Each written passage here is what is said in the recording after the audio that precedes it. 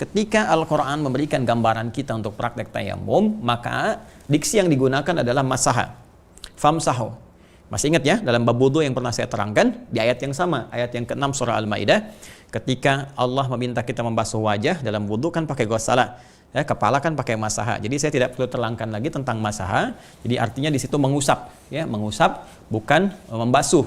Nah, ini saya ingin tunjukkan betapa detilnya ya diksi Al-Quran ini. Kalau bukan firman Allah mustahil begini, mustahil ya. Kalau redaksinya fagsilu wujuhakum, tuh ambil debunya yang banyak, kumpulkan sehingga masanya banyak, tumpahkan di wajah. Tapi karena masaha ini mengusap, berarti nggak banyak kadar debu yang didapatkan. Dan seperti apa prakteknya bisa kita kemudian dapati. Nah, di hadis ini ada banyak variasi. Nanti secara umum saya sampaikan kepada teman-teman bagaimana caranya. Tapi kita ingin ambil dulu ya beberapa redaksinya. Baik, kita lihat misalnya. Qala haddatsana Ahmad bin Shalih haddatsana Abdullah bin Wahab akhbarani Yunus an Ibnu Syihab an Ubaidillah bin Abdullah bin Utsbah haddatsahu an Ammar bin Yasir. Nah, ini Ammar bin Yasir ini yang paling utama meriwayatkan hadis tentang tayammum, dan nanti versi-versi setelah itu banyak sampai kepada kita ya untuk kemudahan-kemudahan dalam bertayammum. Kemudian annahu kana yuhadditsu annahum tamassahu wa hum ma'a Rasulillah sallallahu alaihi wasallam. Beliau menyampaikan informasi bahwa beliau pernah bertayamum ya, dan bagaimana dipraktikkan pada saat itu mengusap ya, mengusap dalam tayamum sebagai pengganti wudu ketika mereka bersama Rasulullah sallallahu alaihi wasallam bis-sa'idi, dengan menggunakan debu ya yang bersih tadi, li salatil fajri ya, untuk menunaikan salat subuh ya, salat fajar. Baik, jadi Ammar bin Yasir menyampaikan informasi beliau pernah bersama beberapa sahabat Nabi Sallallahu Alaihi Wasallam ketika akan menunaikan salat fajar, salat subuh, kemudian bertayamum ya, dan mengusap dengan bagian debu yang bersih, yang baik, bagian-bagian anggota yang akan diusap dalam tayamum itu. Fadarabu bi akuffihimus sa'ida. Ini maka yang pertama, darabu itu menepukkan. Ya, daraba yadribu itu maknanya luas ya, awas hati-hati. Jangan selalu diartikan memukul. Hati-hati. Daraba itu bisa memberi contoh. Ya, daraballahu mathala. Innallaha la yastahi ay yadriba mathala. Ya, Quran surah kedua Al-Baqarah ayat ke-26 misalnya. Allah tidak akan merasa sungkan untuk memberikan contoh kepada kalian yang menegaskan keesaannya, kekuatannya, keagungannya, walaupun yang diberikan contoh adalah misalnya tentang penciptaan nyamuk, yang walaupun sekecil itu pun pasti ada manfaat dan hikmah di balik itu semua. Jadi daraba itu memberi contoh. Ya, daraba itu bisa berarti memukul yang ringan. Ya, menepuk juga bisa. Nah, ini penting ya saya sampaikan karena nanti ada beberapa yang belum memahami detail bahasa Arab, jadi agak terlalu sembarangan ya. Saya katakan dalam tanda petik, mohon maaf, sembarangan dalam memaknai sesuatu. Seperti anak misalnya kan dalam usia 7 tahun, maaf lompat sedikit ya, dia diajarin sholat ketika usia 10 tahun, dia kemudian sulit misalnya diajak sholat, maka diterjemahkan pakai terjemahan pukulah. Padahal fadribu di situ bisa berarti bukan berarti dipukul dengan konteks pukul, tidak. Ya, bisa berarti memberi pelajaran, memberi contoh kepada dia yang membuat dia mengerti. Ya, dan memberi pelajaran contoh itu bisa luas. Ya, tahan uang sakunya, ya, tahan dari makanan kesayangannya, bisa begitu contohnya. Ya, atau dengan yang ringan ditepuk, nggak boleh begitu, ayo sholat. Nanti kalau nggak sholat, nah uang jajannya memang kurangi. Kok uang jajannya memang kurangi? Karena uang itu kan dari Allah yang kasih. Sekarang kita harus berterima kasih. Kalau adik nggak berterima kasih sama Allah, pasti Allah kurangi nanti rezekinya. Bagaimana? Nah, gitu caranya. Bukan berarti mana sapu. Tidak begitu ya. Jadi pemaknaan kepada syariat itu penting. Jadi belajar itu meluaskan wawasan kita. Ya, termasuk nanti di kasusnya misalnya surah An-Nisa ya, pembahasan dalam kasus konteks ini pembahasan. Ada kasus perbedaan pendapat suami dengan istri gitu kan. Diidentifikasi salah satu pasangan bertindak sesuatu yang tidak pantas kan. Maka apa yang terjadi nanti di Quran surah keempat An-Nisa ayat 34 ada banyak hal fa'idhuhunna gitu kan. Wahjuruhunna fil madaji wadribuhunna. Nah, itu di situ jangan diartikan mukul macam-macam dalam konteks yang kekerasan sehingga masuk KDRT gitu kan. Kekerasan dalam rumah tangga, bukan itu poinnya ya, membuat dia mengerti, kasih pelajaran, kasih contoh, tahan uang belanjanya, pisahkan lu supaya dia mengerti ya. Kalaupun terpaksa misalnya harus memberi pelajaran sampai dia paham ya, menepuk begini sampaikan. Makanya para ulama mengartikan darbul khafif ya, ghairu mujrih ya, satu teguran, tepukan yang ringan yang tidak melukai Ya, jadi bukan mubarrah, jadi sesuatu yang melukai gitu ya. Itu ya apa namanya yang harus kita garis bawahi. Nah, kesini teman-teman sekalian kita terjemahkan apa namanya fadarabu biakufihim, maka mereka memulai tayamum itu dengan menepukkan telapak tangannya. Jadi ini yang digunakan ini pertama. Ya, ini yang kita gunakan. Nah, kemana kita tepuknya? Ke tempat yang bersih tadi. Ya, bisa jadi misalnya ini di sini ada apa tembok kan kita bisa lihat ya, bisa ke tembok. Nah, kita tunjukkan bismillah, izin saya simpan ini begini. Kemudian saya tepukan misalnya, gini ya, teman-teman sekalian. Nah, gini. Ya. Nah, jadi lihat ini bersih ya, bersih. Yang ini kan kalau ini kan kotor tuh ada tulisan walaupun ada debu ya, tapi nggak harus dipaksakan. Saya begini nanti begitu ditempelkan ke tempatnya ke wajah misalkan jadi apa tuh bahasa Italinya cemong ya. Cemong kotor ya. Jadi ini ya teman-teman sekalian bismillah jadi begini ya. Nah, ini fadarabu biakufi maka mereka menepukkan dengan telapaknya seperti ini ya. Teruskan dulu hadisnya ya, teruskan dulu nanti baru kita lanjutkan. Jadi supaya keterangan kita mengacu kepada hadisnya. Bismillah, teruskan teman-teman sekalian. Fadarabu biakufihim as-sa'ida thumma masahu wujuhahum mashatan wahidah. Kemudian setelah itu, setelah tadi ditepukan tadi sekali ya. Nah, itu kemudian diusapkan ke bagian wajahnya sekali usapan. Nah, ini redaksi yang pertama ya, ingat ya. Jadi riwayat yang pertama itu tempelkan tempat yang bersih, baik, kemudian diusapkan sekali usapan. Seperti biasa kita membasuh yang berwudu, tapi ini sifatnya jadi mengusap ya. Jadi cukup diambil karena gosala membasuh kan tumpahkan air. Kalau ini cukup begini, tempelkan lalu usapkan ke bagian wajah kita sekali usapan saja ya, seperti ini. Ya, sudah selesai ya. Baik. Ini saya gambarkan kayak yang tidak ada jenggot jadi ke sini ya. Baik, jelas ya? Baik, ini bagian pertama. Satu ya. Nah, nanti ada redaksi lagi teman-teman sekalian. Bagian yang keduanya sebelum diusapkan ditiup dulu. Ya, ditiup tuh ada redaksinya di sini teman-teman sekalian. Nomor hadis 324 ya. Haddatsana Muhammad bin Bashar, haddatsana Muhammad ya'ni Ibn Ja'far, akhbarana Syu'bah an Salamah an Dzarnin an Ibni Abdurrahman ibn Abza an abihi an Ammar. Ya, hadhihi al-qissah فقال إنما كان يكفيك وضرب النبي صلى الله عليه وسلم بيده إلى الأرض ثم نفخ فيها. Jadi di versi riwayat yang lain adalah Nabi Shallallahu Alaihi Wasallam pernah menyontohkan menepukkan kemudian ya ke tanah ya atau tempat yang baik suci seperti tadi kita misalnya. Kemudian sebelum diusapkan ditiup dulu wa nafakha fiha. Jadi ya. Nah, ini bukan apa-apa ya. Maksudnya ini bisa kita kondisikan, ini boleh kita ambil begini, walaupun informasi yang sama, tapi ada dua keadaan yang berbeda. Boleh jadi informasi ini menunjukkan beberapa keadaan. Bisa jadi yang pertama debunya sudah halus, baik, itu kan tidak ditempelkan di tempat biasa, sehingga tidak ada hal-hal yang sifatnya keras yang menempel.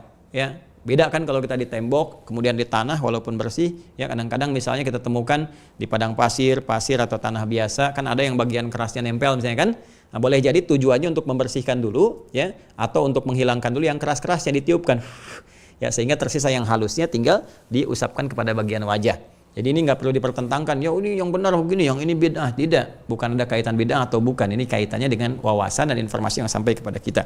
Jadi kalau yang kita tempelkan misalnya cukup baik, ya nggak ada macam-macamnya, nggak ada yang keras-kerasnya, atau nggak ada misalnya warna tertentu yang melekat sehingga bisa mencoreng kepada wajah tertentu, ya maka ini bisa langsung tepukan, kemudian langsung usapkan.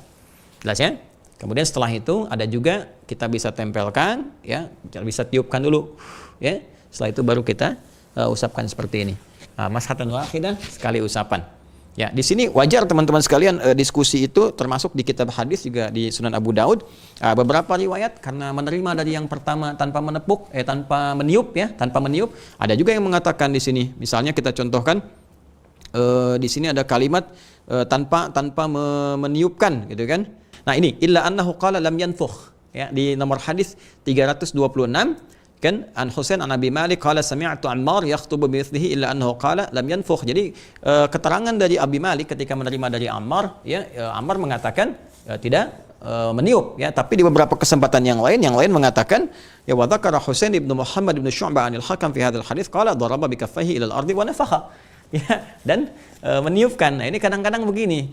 Misal begini, saya ambil contoh ya. Orang yang terbiasa mengerjakan sesuatu terus pengen menyampaikan di keadaan yang tiap berbeda, boleh jadi juga bukan melewatkan tapi karena kebiasaan ya, nih tempelkan begini udah tinggal usapkan gitu kan. Nah, boleh jadi mungkin di satu kesempatan beliau tidak menerangkan kalau misalnya cukup tidak usah ditiup karena ada sesuatu yang keras misalnya, kalau tidak ada langsung saja, atau meniupnya juga tidak perlu disampaikan. Keadaannya kalau tidak ada yang keras langsung disampaikan, atau kalau ada yang keras ditiupkan, itu karena kondisional. Jadi kadang-kadang misalnya Ammar menerangkan di lingkungan sahabat yang sudah paham ya, jadi nggak perlu disebutkan niup lagi. Ada kondisi yang mungkin ketika ditempelkan contoh ada sesuatu yang melekat sehingga perlu dibersihkan dulu. Jadi ini jangan jadi perdebatan antara ditiup dengan tidak.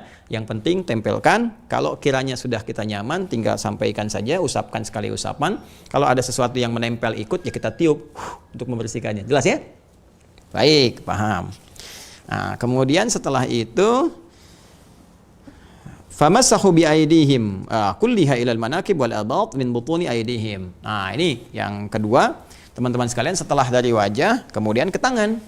Nah, tangan ini karena ini sifatnya umum, wa aydikum tangan, dan kemarin saya contohkan saat wudu, tangan kan dari sini sampai sini kan? Dari sini sampai sini. Maka di sini dalam konteks tayamum ini ada 3 versi utama. 3 versi. Ada yang melihat tekstual saja begini, seperti tadi hadis saya bacakan, ya. Jadi mengusapkannya sampai ke sini nih. Ya, jadi ke mankib dan abad-abad itu di ketiak bagian sini, ya, sampai batas terujung dari tangan, terus mankib itu di sini. Ya, sejajar dengan bahu di pundak di sini. Jadi begitu tempelkan pertama ke sini, ya. Kemudian selanjutnya famassahu bi aydihim. Jadi bi akufihim sa'id maratan ukhra. Fadarabu bi akufihim as-sa'id maratan ukhra. Jadi setelah dari wajah sekali, nah baru tepuk lagi sekali lagi. Ya, jadi sekali tepuk. Kemudian kalau mau tiup silahkan, atau langsung silahkan, selesai. Kemudian tepukan lagi, mau tiup silahkan, tidak silahkan, lalu kemudian ke tangan. Jadi dari sini sampai ke sini nih, ini versi pertama ya. Sampai ke sini, kemudian dibalik ke dalam. Ya, lalu kirinya, lakukan sini sampai sini, balik ke dalam. Ya. Nah, ada versi yang menyebutkan bahwa tidak kok, nggak sampai ke situ, cuman sampai ke siku aja, gitu kan? Nah, Ibnu Laitsi mengatakan mau fauqal mirfaqain, jadi bisa langsung ke di atas ini. Yang penting melewati siku, kata beliau. Jadi nggak harus nyampe sini, gitu kan? Nah, versi yang keduanya itu nggak menyebutkan sampai ke about min butuni aidihim. Jadi cuman sampai ke ini saja, ke mirfaq saja. Ya, nah, yang ketiga versinya kalau saya perjelas, ya, ini ada semua nanti uraiannya di sini. Kalau kita bacakan satu-satu nanti nggak sampai kita ya. Nah, atau kita ambil satu hadis misalnya kan, fadhara bisyimali ala yamini wa biyamini ala shimali alal kaffaini, ya, alal kaffaini. Nah, jadi ada lagi yang mencukupkan sampai sini saja nih. Ya, sampai kaf di sini. Kaf, ya, batasannya ini nih, pergelangan. Ya, jadi tepuk sekali gitu kan. Kemudian boleh tiup, kemudian ke wajah gini. Yang kedua sampai di sini. Nah, ya. Kemudian di sini. Nah, lalu versi yang ketiga ada yang sampai siku. Jadi sampai sini, kemudian sini lagi. Nah, kemudian sampai sini. Ya. Baik, tiga-tiganya adalah kemudahan bagi kita dan kenyamanan dalam menunaikannya. Ya, karena Al-Quran memberikan gambaran yang umum sifatnya, aidi, yadun, dan ini prakteknya juga pernah ada yang sampai sini, kemudian ada juga yang sampai mirfaq ya, atau sampai siku, dan ada juga yang sampai kemudian cukup di pergelangan, cukup di telapak saja sampai ke pergelangan di sini. Ya, itu tiga-tiganya dalilnya sampai kepada kita. Ternyata kalau kita gali itu kenyamanan saja, kemudahan kita. Ya, misalnya orang yang pakai bajunya lengan pendek ya, lengan pendek misalnya sampai di sini kan, taruhlah, ya dia bisa gunakan sampai sini, ya kan? Nah, atau yang pakai lengan panjang kayak saya misalnya seperti ini, kalau menyulitkan dibuka semua cukup sampai sini juga, ya. Baik, atau akhwat misalnya kan dalam keadaan sedang bepergian dan sebagainya di kereta dan sebagainya, kalau harus semuanya gini nggak memungkinkan kan, aurat terbuka ya, pada umumnya cukup tepukan wajah, kemudian telapak kan di sini kan, ya kan? Ya, aurat perempuan kan yang boleh terbuka wajah dengan telapak kan. Jadi teman-teman bisa tinggal membasuh ini saja begini, kemudian seperti ini. Itulah kemudahannya. Jelas ya? Jangan lupa sifatnya taharah. Jangan lupa sifatnya taharah. Jadi tetap tidak menghilangkan unsur taharahnya. Begitu Anda selesai membasuh saat mengusap ya, mengusap wajah, Anda bermohon pada Allah supaya dibersihkan wajah dari segala keburukan-keburukan, ditepikan dari debu-debu akhirat ya, yang menandakan bahwa seseorang itu banyak maksiat, itu ditandakan dengan debu-debu wajahnya menghitam. Jelek ya. Fa ammal ladzina swaddat wujuhuhum akafartum. Ya, ba'da imanikum. Adapun orang yang menghitam kena debu-debu kotoran dosa di akhirat nanti ditanya oleh Allah, kenapa jadi menghitam? Karena kamu kufur ya. Ya, kamu banyak berbuat maksiat ya. Kita bermohon pada Allah, ya Allah hindarkan kekotoran di wajah kami di hari kiamat dari dosa-dosa ya Allah, dari keburukan. Ya Allah jadikan tangan ini tangan yang baik dan sebagainya ya, dan seterusnya. Begitu selesai, tetap berdoa kita kepada Allah, syahadu an la ilaha illallah, syahadu anna Muhammadar Rasulullah, ya. Kemudian Allahumma ja'alni minat tawabin waj'alni minal mutatahhirin waj'alni min ibadikas salihin. Nah, itulah tuntaslah kemudian tayamum kita tunaikan dan selesai kemudian praktikal dari wudu telah kita bahas, kemudian tayamum sebagai pengganti dari wudu dalam kondisi-kondisi kita tidak bisa mengakses air. Ya, cuma kalau lagi tayamum tiba-tiba airnya ada, terus kita bisa mengakses air, tidak ada aspek-aspek yang lain, maka batal tayamum, gunakan untuk wudu, ya. Idza wujidal ma'u batalat tayammum. Kalau sedang tayamum tiba-tiba wudunya ada, nih kita lagi nggak ada air ya, tiba-tiba kemudian sedang kita tayamum hujan besar misalnya, kita bisa gunakan. Nah, itu tayamumnya digugurkan, kemudian kita bisa menunaikan wudunya, disempurnakan kembali. Gimana kasusnya kalau saya sudah tayamum sholat Ustadz, tiba-tiba ditemukan air misalnya, maka kita bisa cukupkan pada sholat yang telah kita tunaikan dalam kondisi yang tadi. Ya, dalam kondisi yang tadi yang kita sudah selesai, maka itu sah untuk kita lakukan. Saya kira demikian teman-teman sekalian untuk pelajaran kita di hari ini. Semoga memberikan manfaat pada kita semua. Semoga kita bisa belajar dengan meningkatkan wawasan lebih baik dan meningkatkan kualitas ibadah kita di hadapan Allah Subhanahu wa taala. Terima kasih atas segala perhatiannya. Semoga Allah menerima seluruh ibadah kita sampai hari ke-7 di bulan Ramadan ini, dan semoga rahmat Allah kita raih bersama. Allahumma taqabbal minna innaka antas sami'ul 'alim wa tub 'alaina innaka antat tawwabur rahim. Rabbana atina fid dunya hasanah wa fil akhirati hasanah wa qina adzabannar. Wa sallallahu ala sayyidina Muhammad wa ala alihi wa sahbihi ajma'in. Walhamdulillahirabbil alamin. Assalamualaikum warahmatullahi wabarakatuh.